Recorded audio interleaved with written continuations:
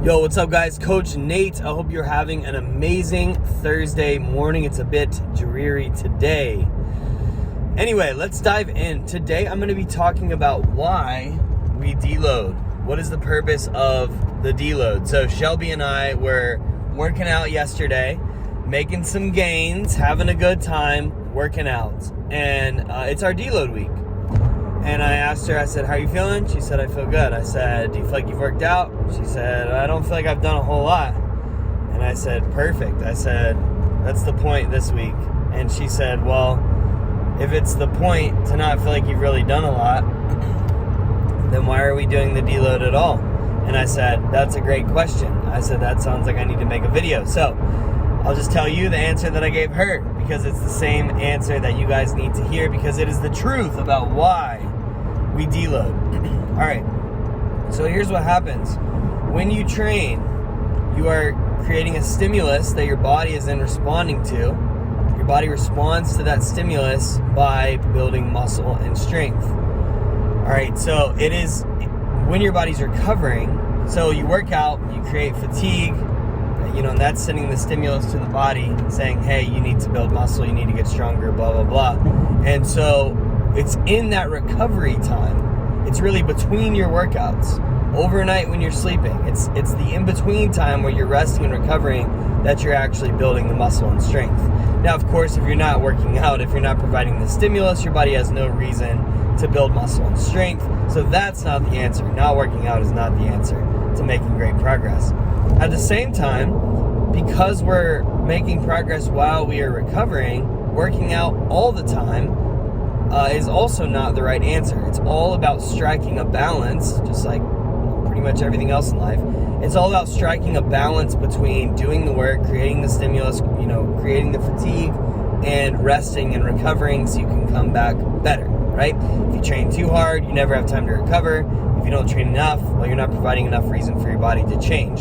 So we're trying to strike that balance. And one of the things that we do during our training programs is we will typically start too light, or start on the lower end of volume being number of sets you're doing, the amount of work that you're doing, whatever. But basically you're ramping up how hard you're working and how much work you're doing over the course of, several weeks. There's no magic number to this. We'll typically have people deload every 4 to 6 weeks, but in our current program that we're running at the gym, most of you guys are deloading every 5 weeks. So again, there's no magic number to this, but the idea is you want to, start on the lower end of moderate when you start your program, ramp up to where maybe even your last week, and you guys know those 4-set weeks right now, they're brutal.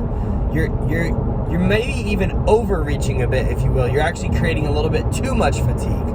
But the idea is you're actually creating a lot of fatigue in your last week of that part of the training cycle, and then you go into a deload week. And so what that allows you to, and so what is a deload? A deload is where you cut your volume, the amount of work you're doing, maybe in half, maybe in a third. And what that does is the benefits of doing that versus just not working out at all is that you are still creating some stimulus, maybe not enough to drive progress, but you're creating enough stimulus to maintain your progress for that week. And you're also just from a habit standpoint, psychological standpoint, you're staying, and even physically too, you're still moving, you're exercising, though at a light, at a light effort.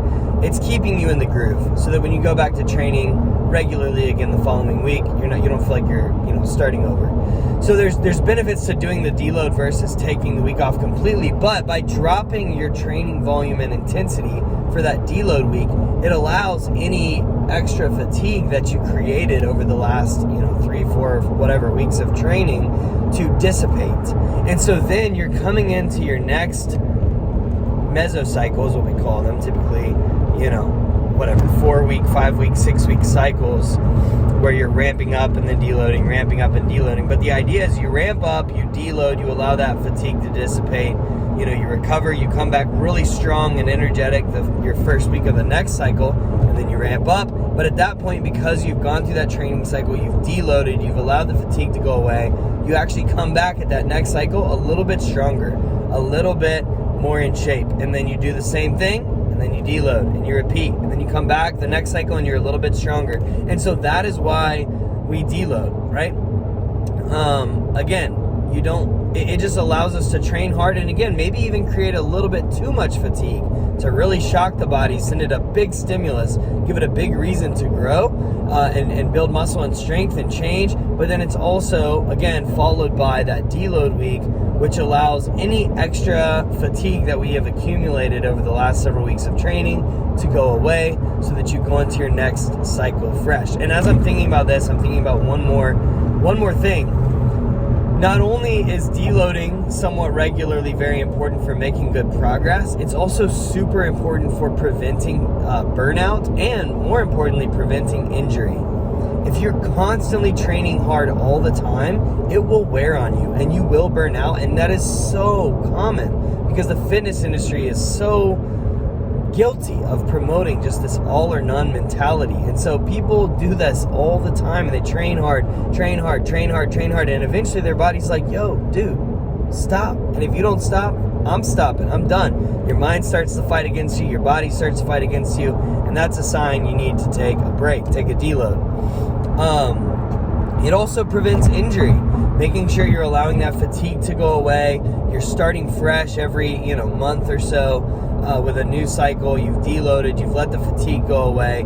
Again, not only is it great for progress, not only mentally, like you're ready, by the end of the week, you're like, all right, I'm itching to, really move some heavy weight again, really push myself again. It allows your body and mind to get ready for training, but it also allows your body to ward off injuries because you're staying fresh, you're staying ahead of the curve to where you're staying away from that area where you're just like overdoing it, beating yourself up all the time.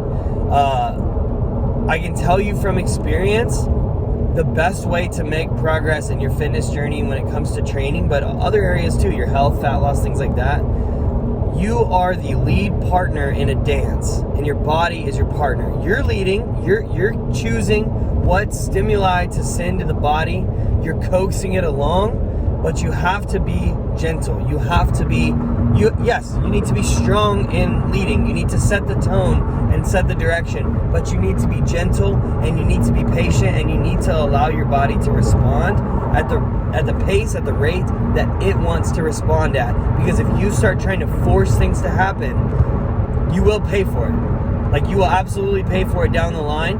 And that's what people do. They create these amazing transformations in a very short period of time. And those are not always bad. Sometimes they're done very well. Sometimes it just so happens that everything is lining up for them to do that. But for most people, most of the time, especially if you haven't been working out for a long time, you're really getting back into it. Lead with strength, but also gentleness and patience. Your body will thank you. All right, that is what a deload is and why we do it.